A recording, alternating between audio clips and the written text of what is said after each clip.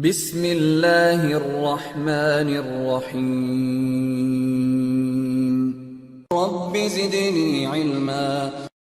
Now, the next thing we need to also understand about something called security zones. Then most of the firewalls, if you take the FTD firewall or any other firewall, generally or the Palo Alto firewalls, you do have something called zones. So the next part we need to understand is the zone. Now, what is exactly zone? The zone is like just now what we discussed. We discussed the access control policies, which is more like your security guard who is trying to look at the individual doors, right?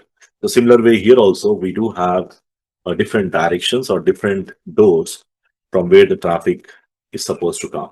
We have the LAN, internet, and the DMZ.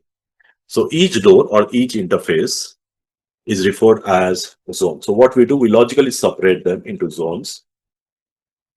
And based on that, as the traffic is going from one zone to another zone, we'll define the routes. Okay.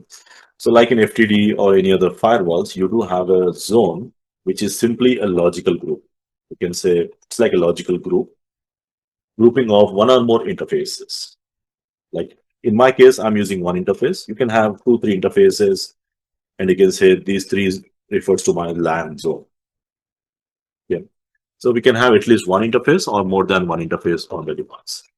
Now, based on that, whenever you write the rules, like in my case, if I'm writing the rules, whether it is based on the NAT or based on the traffic I want to permit or deny, we will be specifying the zones.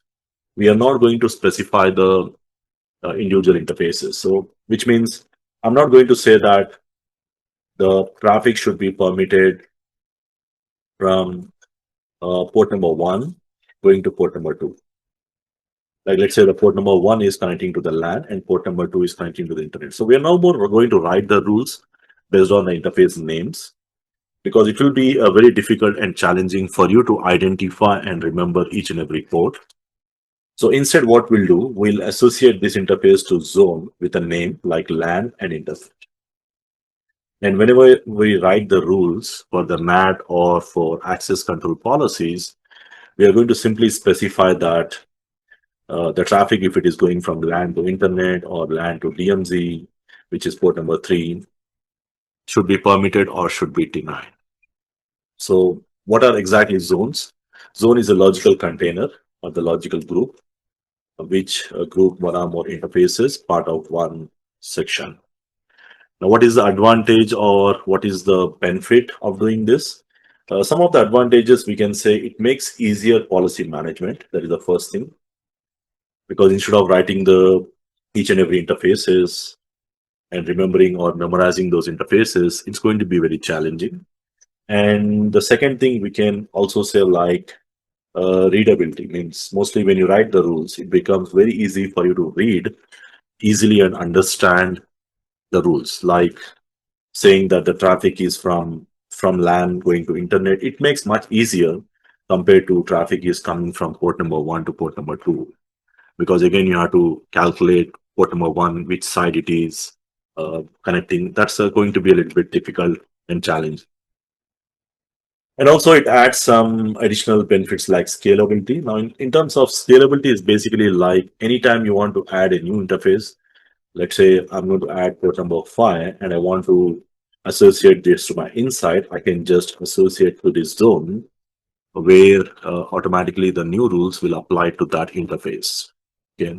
So some of the most common names we use, typically we use the LAN or inside, which is commonly used names, or the outside, which is connecting to the public network, generally referred as the internet or outside. These are the common names we use. And the zone where you place the servers, we call them as DMZs, demilitarized zone, kind of a semi-trusted zone for the servers hosted on the internet.